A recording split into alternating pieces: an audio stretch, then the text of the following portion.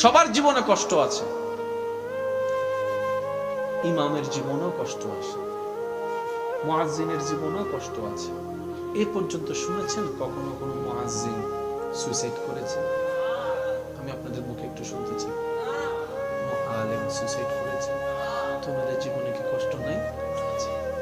ওই যে কিছুটা সম্পর্ক কোরআন হাদিসের সাথে ছিল, ওইটার কারণে রব্বে করিম অন্তরে একটা নিয়ামত দান করে দিয়েছে।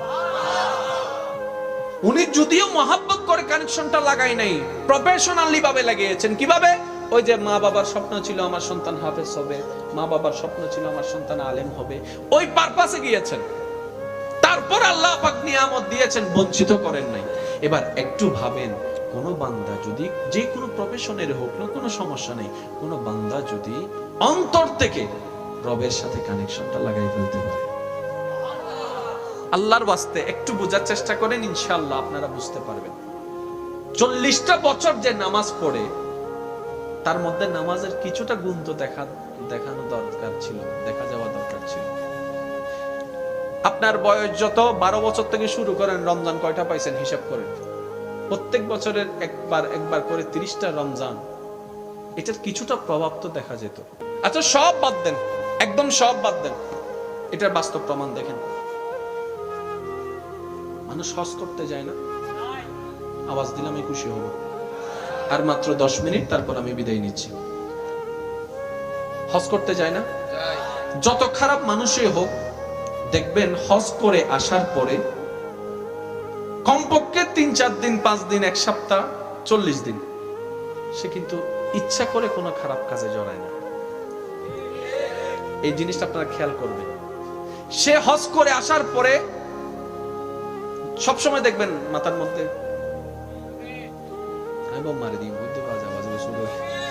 মাথার মধ্যে, শরীরের মধ্যে জুব্বা, তারপর আতর, নামাজ নামাজ নামাজ। আগের মতো রাস্তায় এসে ঝগড়া করছে না। আমি বললাম, চাচা ব্যাপার কি? হাজি মানুষ না, হাজি মানুষ না। এই যে উনি করলো না কেন, একটু ভাবেন তো। লজ্জাবোধ চলে এসেছে। একদম বাস্তব প্রমাণ দিচ্ছে এটা। লজ্জাবোধ চলে আসার কারণে ওনার মাইন্ডে বসা, আমি তো হজ করে আসলাম, হজ করে এসে যদি আমি ঝগড়া করি, এটা আমাকে মানায় না। হজ করে এসে যদি মানুষের জায়গা দখল করি, এটা তো আমাকে মানানসই হচ্ছে না। আচ্ছা করবো আর কি 40 দিন পরে। কিন্তু বিষয়টা হওয়া দরকার ছিল মরণ পর্যন্ত করব না। কিন্তু আমরা সমাজে প্রচলন করাই দিছি 40 দিন পর্যন্ত এটা করা যাবে না, এটা করা যাবে না, সেটা করা যাবে না। উনি শুধু গমতে থাকে 40 দিন হতে যাবে, 40 দিন। তাহলে দেখেন হজের একটা প্রভাব পড়ছে কি পড়ে নাই? আমি সবার মুখে শুনতে চাই, হজের একটা প্রভাব পড়ছে কি পড়ে নাই? উনি যে আল্লাহর ঘর তাওয়াফ করেছেন, মক্কাতুল মুকাররমায় গিয়েছেন, ওই যে ধ্বনি যেটা দিয়েছেন, কেন গালি দিচ্ছে না, কেন ঝগড়া করছে না? উনি বলছে এই জবান দিয়ে আমি আল্লাহ পাকের দরবারে তালবিয়া পাঠ করেছি, লব্বাইক আল্লাহুম্মা লব্বাইক, লব্বাইক লা শারীকা লাক লব্বাইক, ইন্নাল হামদা والنعمة لك والملك لا شريك لك لبيك اللهم لبيك لبيك لا شريك لك لبيك إن الحمد والنعمة لك والملك لا شريك لك। আল্লাহ আজকে যারা এই তালবিয়া পাঠ করছে, জীবনে একবার হলো তোমার ঘরকে সামনে রেখে পড়ার সুযোগ করে দিও। لبيك اللهم لبيك لبيك لا شريك لك لبيك إن الحمد والنعمة لك والملك لا شريك لك। মুরব্বি বলছেন, চাচা বলছেন, এই জবান দিয়ে আমি মাত্র 2টা দিন আগে আল্লাহর ঘরকে সামনে রেখে তালবিয়া পাঠ করেছি। তো নামাজ আমাদের মধ্যে ঠিকই আছে, ওই লজ্জাবোধ যেটা আসার দরকার ছিল, যার কারণে নামাজি আছে সুদ কমে নাই, নামাজি আছে বাটপারি কমে নাই। তো হাউ ক্যান আই চেঞ্জ? আমি কিভাবে চেঞ্জ করব? এখন আল্লাহ পাক বলে ইত্তাকুল্লাহ, আমি রবকে ভয় করো যদি পাল্টাতে চাও। ইত্তাকুল্লাহ, আমি রবকে ভয় করো যদি গুনাহ থেকে বাঁচতে চাও। মাওলা ভয়টা করব কিভাবে? রব্বে করিম বলে আগে লজ্জাবোধ আনো, অটোমেটিক ভয়টাও চলে আসবে। এখানে অনেকেই আছেন সিগারেট খায়, কিন্তু 8-10 জনের মতো না। আমি বলছি বেয়াদবি মাফ করবেন, শুধু বোঝার জন্য। উনি খায় কিন্তু সবার মতো না। সবার মতো বলতে অন্য কেউ যখন তখন, উনি কিন্তু এটা করে না। আমি বললাম আপনি খান, এখানে দাঁড়ান, আমার ভাতিজা বসে আছে। তাহলে কাজটা উনি করছে না কিসের কারণে? লজ্জার কারণে। তাহলে মানুষের মধ্যে লজ্জাবোধ থাকা দরকার। সেজন্য নবী রাহমাতুল লিল আলামিন বলেছেন, আল হায়াউ শুবাতু মিনাল ঈমান। ওরে আমার উম্মত, মনে রাখবা, লজ্জা শরম এটা হচ্ছে ঈমানের একটা অঙ্গ। এবার আপনি সমাজের মধ্যে এই হাদিসকে সামনে রেখে একটু বিবেচনা করেন। টিকটক খুলেন, ইউটিউব খুলেন, ফেসবুক খুলেন, মানুষ ভিউ পাওয়ার জন্য, লাইক কমেন্ট পাওয়ার জন্য যার যা মন চায় তা করছে, লজ্জাবোধ নাই। ওই লজ্জাবোধ না থাকার কারণে অপরাধ বেড়ে যাচ্ছে, বেহায়াপনা বেড়ে যাচ্ছে, অন্যায় বেড়ে যাচ্ছে, অশ্লীল বেড়ে যাচ্ছে, চোখের জেনা বেড়ে যাচ্ছে। এবার আজকে থেকে ঠিক 50 বছর আগে চিন্তা করেন, 50টা বছর আগে, আচ্ছা 50 বছর আগেও না, 80 সালে 90 সালে জন্মগ্রহণ হয়েছেন এমন মানুষ থাকলে একটু হাত তোলেন। যাদের জন্ম 80 এবং 90, হাত তোলেন না। কি কষ্ট হচ্ছে আপনাদের? আপনারা একটু তোলেন, আমি বলছি 80 এবং 90 সাল। আমি আমার যুবক ভাইদেরকে অনুরোধ করব, অনেক ড্রামা সিরিয়াল তো আপনারা দেখেন, আলিফ লাইটারটা একটু মাঝে মধ্যে দেখার চেষ্টা করবেন। শুধু আমি এটা বোঝার জন্য বলছি, আমাদের এই সময়ের যেগুলো মেগা সিরিয়াল, আগের সময় যেগুলো মেগা সিরিয়াল, পার্থক্য কি আপনারা নিজেরাই বুঝবেন। এবার আসেন, মিনা দেখে নাই? কার্টুন কার্টুন মিনা কার্টুন, এমন মানুষ খুব নাই বললেই, ছোটও দেখেছে বড়ও দেখেছে। এই মিনা কার্টুনের মাধ্যমে সামাজিক যে সমস্ত অবক্ষয় এগুলো তুলে ধরা হয়েছে। ডায়রিয়া হলে, তখন তৎকালীন সময় ডায়রিয়া মানে এখন করুণা আর কি, ওই ডায়রিয়া হলে কিভাবে মানুষ ঘাবড়ায় যেত, তখন কি করতে হবে কার্টুনের মাধ্যমে শিখিয়ে দেওয়া হয়েছে। বাথরুম করে ওয়াশরুম থেকে বের হওয়ার পরে হাত কিভাবে ধুইতে হবে এগুলো শিখিয়ে দেওয়া হয়েছে। অর্থাৎ শিক্ষামূলক ছিল, শিক্ষা দেওয়ার জন্য ছিল। বর্তমানের মতো এত নোংরামি ছিল না। এবার আপনারা শুধু শুনবেন, আমার ভাইদেরকে আমি বলছি, আপনারা একটু আমাকে আওয়াজ দিবেন।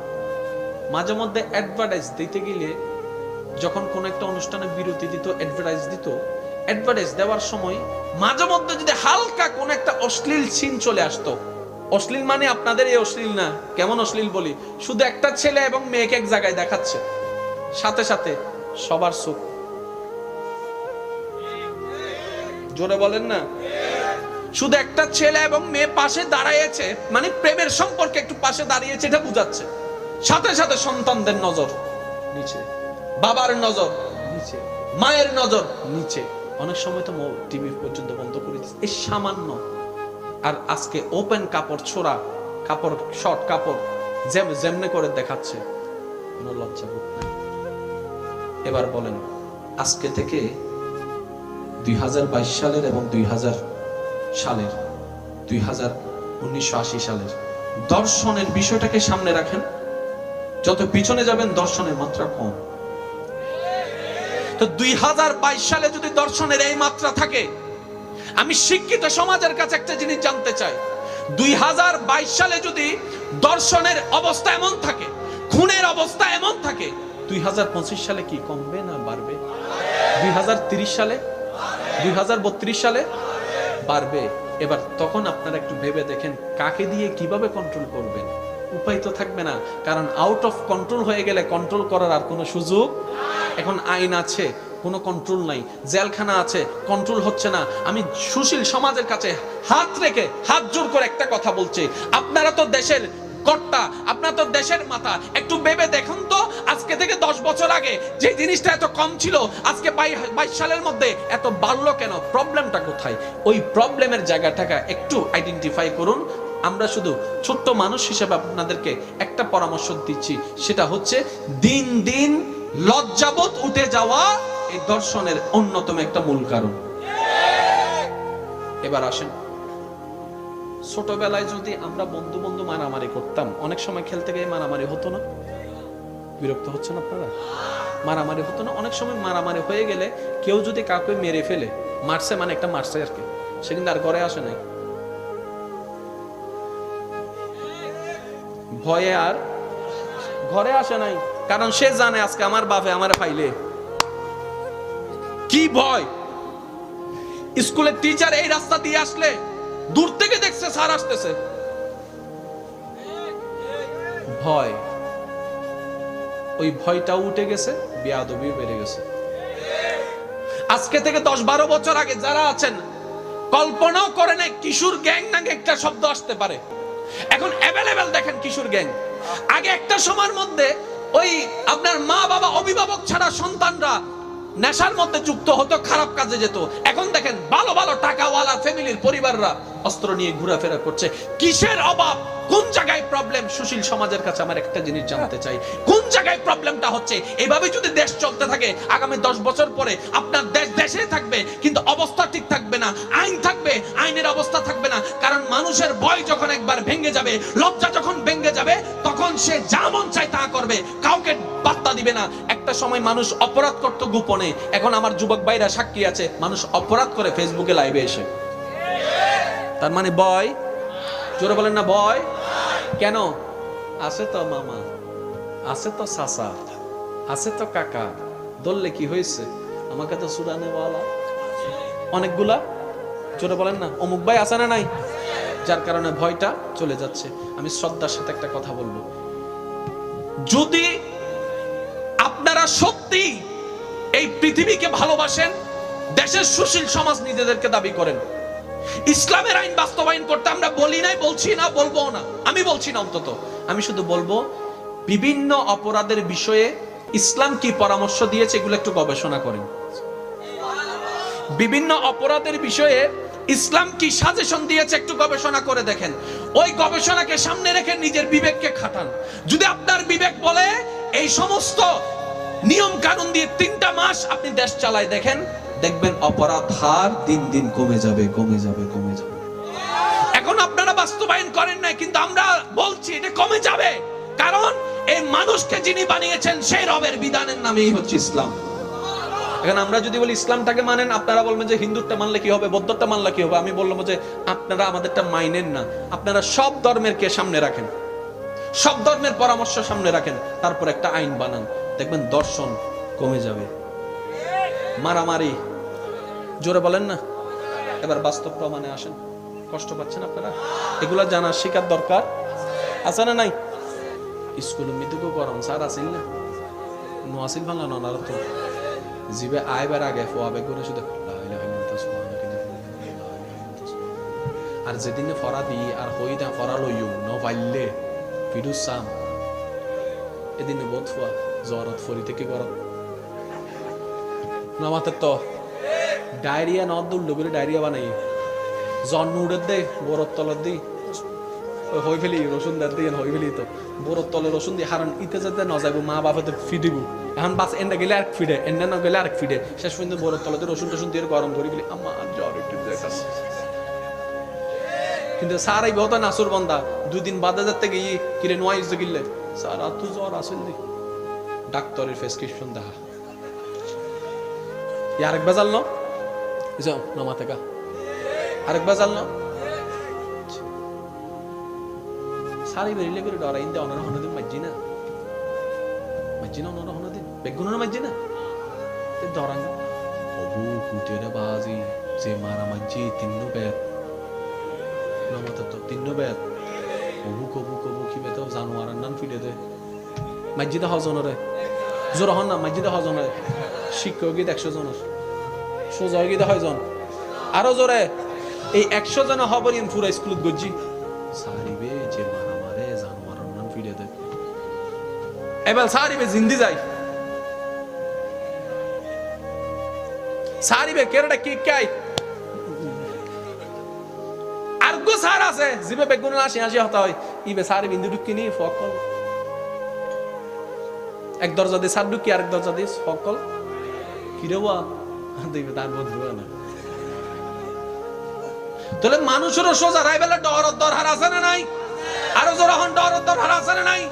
এতাল্লাহ ইসলামে হইরে সাজা গোপনে নইতো বেগুনো সামনে তো সাজা ভাইবো একজনে শিক্ষক বুঝে বুঝা হাজার জনে ইয়া মানে সাজা দিতে লাগুন দা অন্য ঘরের ভিতরে বুঝানো মত